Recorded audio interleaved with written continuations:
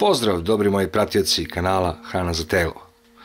Danas ćemo da obradimo jednu jako važnu stvar za sve baštovane sveta, a ona se zove pepeo.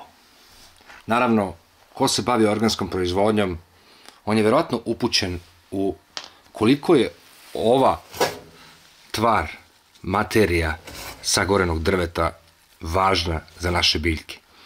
Ona sadrži skoro do 5% kalcijuma, fosfora i kalijuma koji su jedni od osnovnih elemenata potrebnih za kvalitetan razvoj naših biljaka. Ono što je jako važno da znate, to je kvalitet drveta direktno je srazmeran kvalitetu pepela i samim tim količini elemenata koje će pepeo da posjeduje sebi. Najkvalitetnije drvo za takvu namenu su uglavnom čvrsta drva poput graba, cera, ali naravno to može biti i u slučaju da se osuši i sruši neka stara jabuka, može biti to jabuka, može biti i dud i bilo koje kvalitetno drvo koje posjedujete. Nakon svake sezone sadnje vi možete očekivati da su biljke pokupile određenu količinu elemenata iz zemlje i samim tim morate oplemeniti zemlju preko jeseni i zime kako bi sledeće leto bila podjednako kvalitetna. Naravno, po pravilu, pre dodavanja pepela bi trebalo izmeriti pH zemlje, izmeriti kiselost ili baznost našeg tla. Ova glista ovde je odlična naznaka kada se radi o zdravom zemljištu. Ali se ipak treba uveriti na pravilniji način u kakvom je stanju naša zemlja. Najjednostavniji način kontrole pH kvaliteta zemlje je da na zemlju sipate malo sirćeta.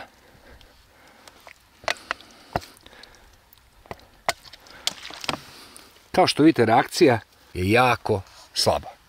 Što znači da je ova zemlja na samoj granici. Možda malo baznija nego što bi trebalo. Takvoj zemlji u principu ne treba dodavati mnogo pepela. Dovoljno je dati jako malo pepela, jer je ona već sama po sebi dovoljno bazna i puna hranljivih sastojaka. Kad bi dodali pepeo, trebalo bi da se desi veća reakcija, zar ne? Vidite, kada se sirće sipa u pepeo, reakcija je jako burna, jer je pepeo jako bazan.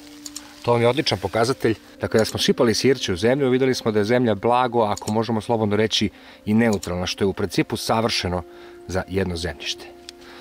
U takvom slučaju, moje zemlje, koja je prilično neutralna, dovoljno je dodati i jako malo pepela.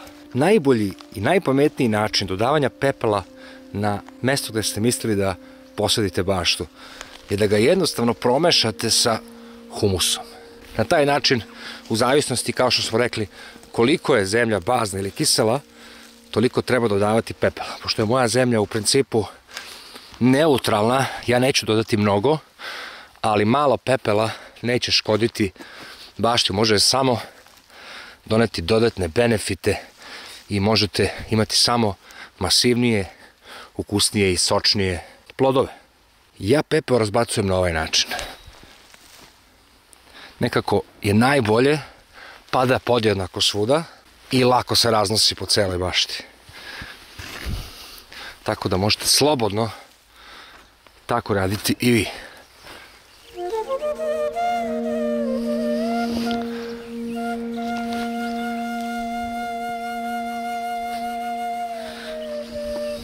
Postoji još jedna dragocena informacija koju vam nisam rekao, koju možete lako primeniti i ja sam je u jednom trenutku naučio. Kada god vidite da ima dosta koprive, sada naravno koprive nema jer je zima. Ima je, ali je jako mala, vidite. Niskog rasta.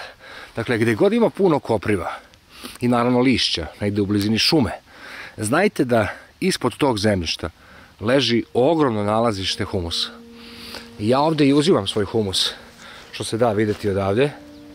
Vidite, to je sve crni humus koji ja kada udarim lopatom, on padne dole, posle ga skupim u kolica i odnesem u baštu.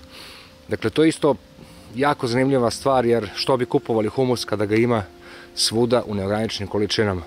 On uglavnom traži severnu stranu, koja je zaklonjena praktično od ove južne strane. Tako da nema mnogo sunca, zahteva jednostavno tako neko polu, svetlo, vlažno tlo.